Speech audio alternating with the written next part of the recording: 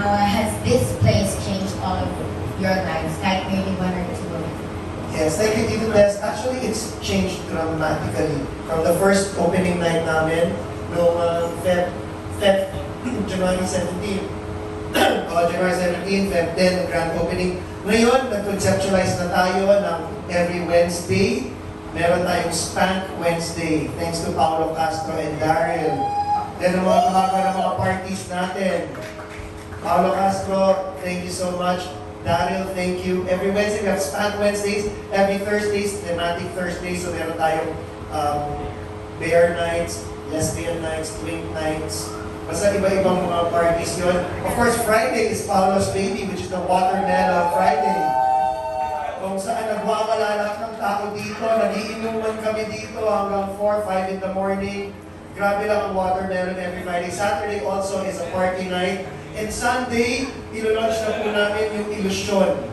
It's an open drag festival na gagawin namin. Kahit sino gusto mag-perform dito, pwedeng magdala lang ng USB every Sunday. Kasi napansin po namin dito, Tess, yung mga clients namin dito nagpupunta na kadrag, tapos gusto nilang sumampa. So bibigyan namin sila ng platform kung saan sila pwedeng mag-express ng artistry nila, kung saan sila pwedeng mag-enjoy na hindi ginajudge. So lahat yun, gagawin natin every Sunday. Rampa is a safe space for everyone. And we embrace and welcome everybody. Babae, lalaki, lalo na pag-pogi, mga trans, mga L, mga G, mga B, mga T, Lahat ng letter. lahat ng buong alphabet, kahit anong body shape, kahit anong kulay, kahit anong expression mo, welcome na po dito. Yan ang ginagawa namin dito po sa Rampa. We make everybody feel the welcome lahat dito. We are one big family. Okay, Queens. Siguro ang next muna si Brigitte. Brigitte, anong masasabi mo? How has Rampa changed your life? Very happy kami kasi pinaka-importante yung nangyari is bukod sa buhay namin is we changed the lives of these young queens dito sa Raparinas. Kasi especially yung nag-audition kami, parang meron kaming 60 to almost 100 auditionees. Pero meron kami ngayong almost 15 artists na hino-own namin, tinitrain namin to be their best version of their artistry. So happy kami na bukod sa nagbago yung buhay namin, meron din kaming iba pang binabagong buhay. Paying it forward, si Brigitte, the brightest star, ladies and gentlemen. Pakinggan natin si Venus Deluxe. Ako po, nasabi na ni Brigitte, pero super happy talaga ako sa changes na nakikita ako dito sa mga new babies namin. Ako kung nakita niyo po sila na umpisa, ang papangit eh siya. Ayun po, grabe ang ganda na with the help of, syempre si Brigitte nagpa-makeup tutorial siya dito. And kami po, pag may rehearsal, tinasabi namin sa kanila, pati yung tamang pag-uugali sa backstage, at pati sa stage, pati sa customers. So parang, ayun nga, sabi ni Mama Chong, take it forward to the next generation of future stars. Maraming bago natin pasalatain ang ating mahal na Reyna, ang unang-unang winner ng Drag Race Philippines, na si Precious. Tanungin natin ang mga queens. Siyempre, ikaw ang tanungin natin itong animalistic. Ito si Simba Ding. Grabe! Paano nabago ng Rampa ang buhay mo? Hi everyone, my name is Zimba. Talbo? Well, honestly, you know what? We were just inspired by these queens. Now we saw on TV. And to be part of the family they are creating. Alam niyo yung level na we are in this community na nakikipagsayaw kami dito sa Rampa with these queens na we look up to. And that's because of Rampa. And the bago ko yung buhay ko is because, you know, practice makes perfect. But the advices na these queens give us is more than the practice that we do here every single night. So, thank you so much. Direct Robby, i-book mo sila.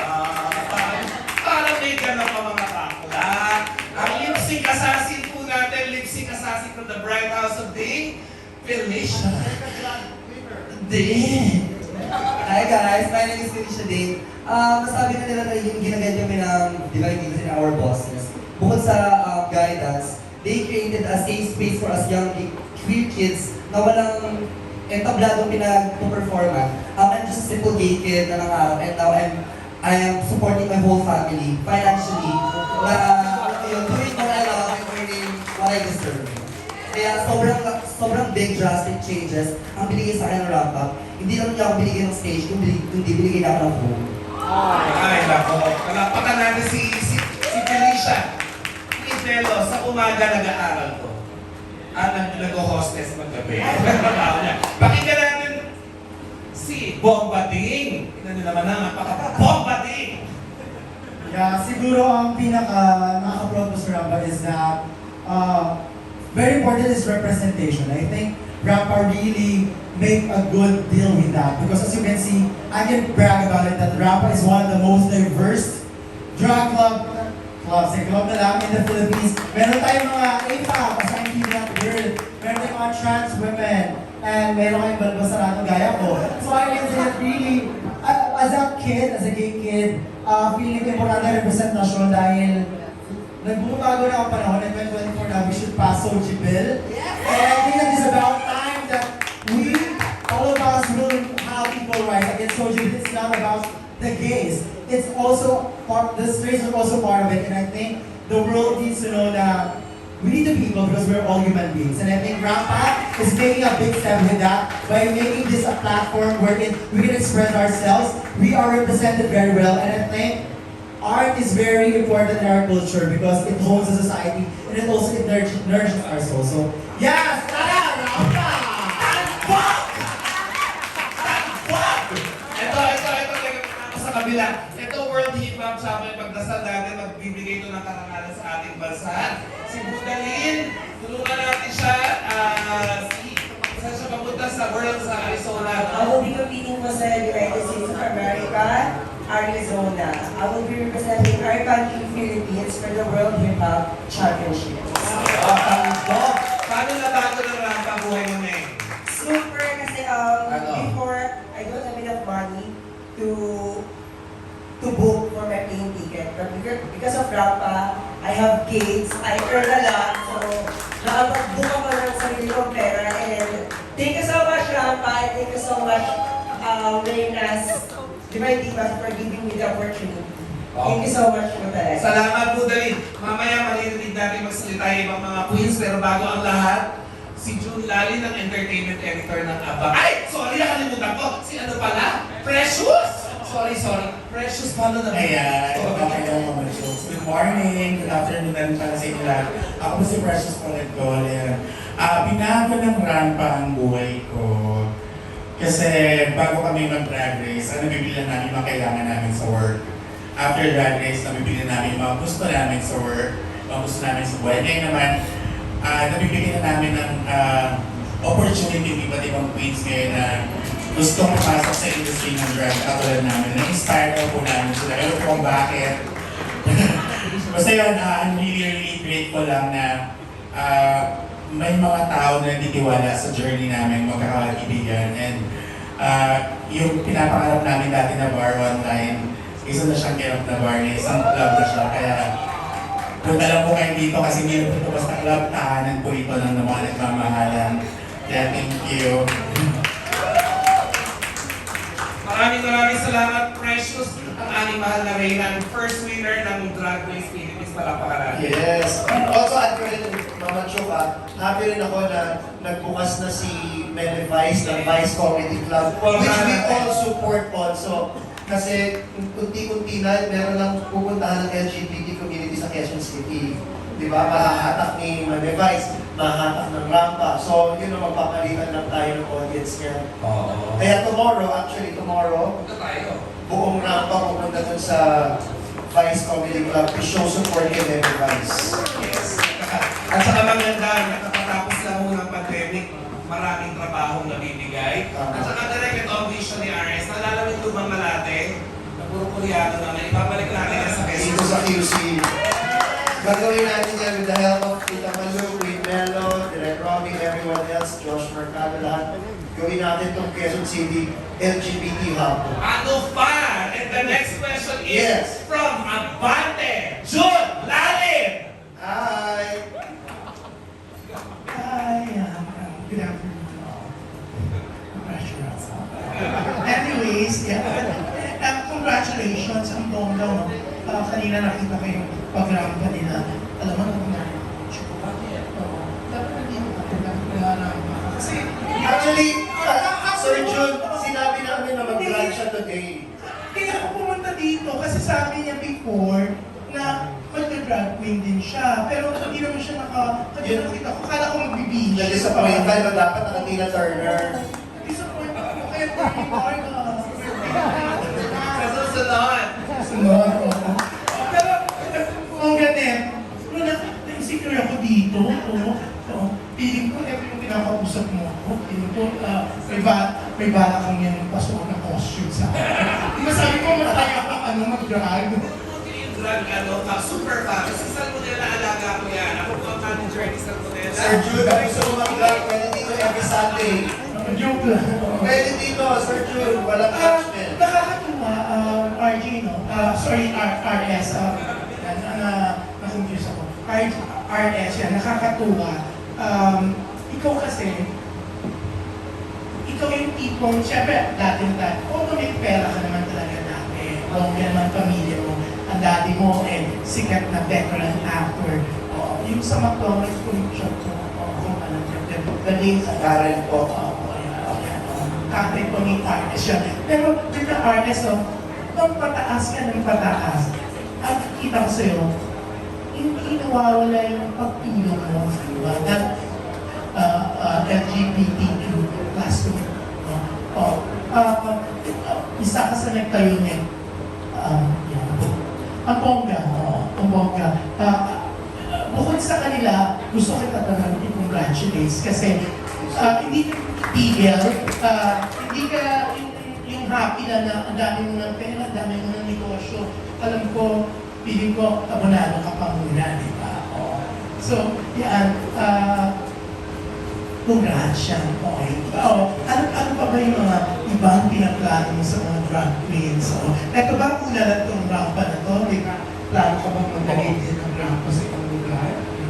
Yes po, Sir Jun. Actually, pag kumandar na to ng full soar na tayo dito sa rampa, mali mo magkaroon ng rampa Cavite, rampa Pampanga, to give din sa mga LGBT community sa mga lugar na yun. Pero now, of course, nakafocus tayo along with the Divine Divas. Ang kasama ko dito sa rampa, sa conceptualize ng rampa or Divine Divas. Focus muna kami dito sa rampa QC. Pero, Sir Jun, soon enough, mali mo magkaroon ng rampa Makati, rampa Cebu, rampa Davao. Iba, hindi natin alam. Rampa Cebu, rampa Catalogan. Kung ano lang, basta. Kasi, alam naman natin, Sir Jun, ang LGBT all over At hindi yung mga talents ng mga LGBT natin ibang klase. Nakita mo naman, salamat sa rampa, nakilala ko itong mga queens na to. Ako, Sir Jun, aminin ko, wala ko alam sa drag scene. Kasi bilang paminta, hindi ko lang masyadong paminta lang, hindi ako nag-drag except pag may play. Pero ngayon, nakikita ko itong mga performers, parang sabi ko kung kay Jonah, dito dapat na ganyan na lang tayo Dapat nag-dragon-dragon na tayo before Pero yun, salamat po sa congratulations po sa amin, Sir Jun. Thank you.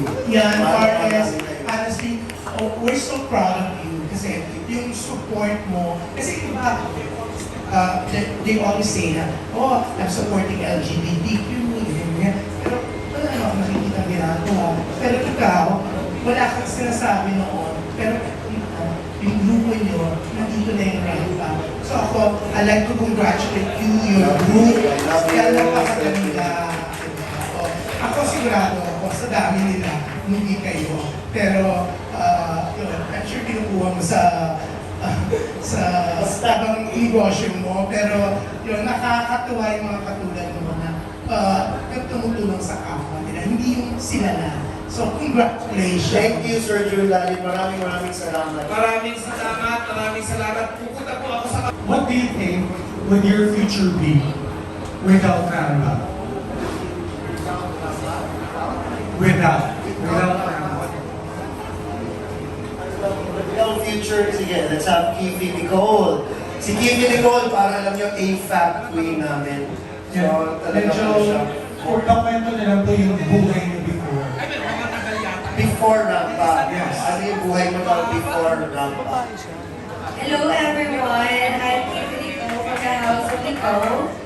And without Rampa ko, I think my future would be yung freelance pa din. freelance drag artist na naghahanap na ng gig para kumita without any stable income. Because Rampa po is the first ever bar or club na nagbigay sa akin ng opportunity at tumanggap sa drag na nagiging offer ko. So without it, I think hanggang ngayon medyo nahihirapan pa ako na-question kung may future ba talaga ako dito sa drag. Oh, sige, Asha. Yan. Sabi mo siya. Asha Hello Soler. everyone, my name is Asha Soler. Before po ako mag-start dito sa Rampa, I used to work something na hindi dapat ginagawa ng isang binatang katulad ko. Tapos, ayun po, isa akong scholar sa umaga, tapos drag performer sa gabi. Dahil po sa Rampa, before po ako mapunta dito sa landas na to, nakikitira lang po ako sa bahay ng kaibigan ko para po makapasok ko sa school. And doon na-start na po to, ayun po, nakaka-ipon na po kaya na ngayon, nakatira na po ako sa matuturing ko na sarili kong tahanan dahil po sa kanila. And nasusuportahan ko na po yung sarili ko at yung parents ko po. So, hindi ko po talaga may imagine sarili ko without Rampa. Kaya sobrang thankful mo dito. Thank you so much. Our next question is for the Divine Divas. I'm sure by now, you've kind of snuck into schedules just to be available for the day. Nobody does drag in the morning. I'm sure. And you're probably a little sleepy right now. But how much time are you willing to, dedicate for the craft and for the things that you would do for Rampa? Okay, teka, pakinggan natin ang Ninja. Ito, si Ninja, Ninja. UP. UP, speech major. European languages. APAB po. APAB. Ano ang mga sacrifices na willing kayo, para lahat makapagsalita, ano ang willing mong sacrifices na ginagawa para ma-execute yung ganyang performance na tulad kanina? And before anything, hello everyone, my name is Nija. I am a student by the morning and a drag queen by night. I study at the University of the Philippines, Diliman, and I major in European languages. And siguro po, being a drag queen and a student at the same time is already a big sacrifice. But for me to be able to step in this entablado was also very difficult. Kasi as a woman who does drag, it's kind of a taboo. People question me, bakit ka magdala babae ka? It's more of a platform for people, for men in wigs, not women in wigs. When you think of drag, you don't think about a woman in a wig. It's kind of weird. Pero, ayun na nga po, going back to your question, sobrang hirap nung ginawa kong commitment para maging drag queen. And I think kailangan kong maging strong enough to be able to balance being a student and a drag queen at the same time. And it is worth sacrificing for because it is a dream. Ayun po, for me. Salamat, Ninja. Sorry. Nakat ko, may tanong sa Divine Divas, yung time na ini-invest ninyo to make sure that the fabulosity is maintained. Simulan natin kay Vinyas, kay Precious, and then kay Brigading. Of course, every time na makikita-kita kami, lagi namin pinag-uusapan yung mga bagay-bagay na nangyayari sa backstage at sa stage. So, hindi man kami every night physically here, pero meron kami mga mata na ina-assign para mabalitaan namin kung ano nga ba yung mga nangyayari dito. And time to time nagpapamiting kami online and present para mas maging maayos yung system namin dito sa Rampa. Salamat, Vinyas Deluxe, Precious po lang Yes, ko. syempre, importante po talaga yung nagkikita-kita para mag-usap sa mga plano every week. Kung may mga time talaga na kung may nasa abroad kami, like next week, ayos kami ni Vinyas, meron kami 13 na GC ng Rampa. Iba-iba yan, every morning when you open. Rampa poster, Rampa schedule, Rampa queens, Rampa reynas, so yun dun pa lang, everyday naman talaga nagbibigay kami ng effort para makapag-usap at makapagplano ng paano pa yung pag-namin ko sa mga susunod na araw. Kasi syempre, may mga time talaga na mahina yung gabi. So kailangan isipan ng kung ano ba yung magandang solusyon dun sa pwedeng para tauhin kami ng mga tao sa Wednesday or Sunday. Ayun. Salamat! Brigiding! For me, ang na-realize ko from being superstars to owners of a real drag bar, ang sobrang complex ng pagkakaroon ng ganitong klase ng business. Kasi pagiging drag king palang complex tapos owner ka pa ng isang bar. So talagang minsan may mga chances na nag-uusap kayo sa umaga, tapos mag-uusap kayo sa hapon, mag-uusap kayo sa gabi, na talagang whole day wala siyang exact na 9 to 5 p.m. na doon lang kayo mag-meeting or mag-uusap or mag-plano. Walang ganong sense sa drag industry kasi iba-iba kami ng oras. So talagang parang binubuhos namin yung almost buhay na talaga namin and all of our best effort para makapag-come up ng magandang show. Salamat, salamat. Gusto ko rin kong salamat, Brigiding, talaga.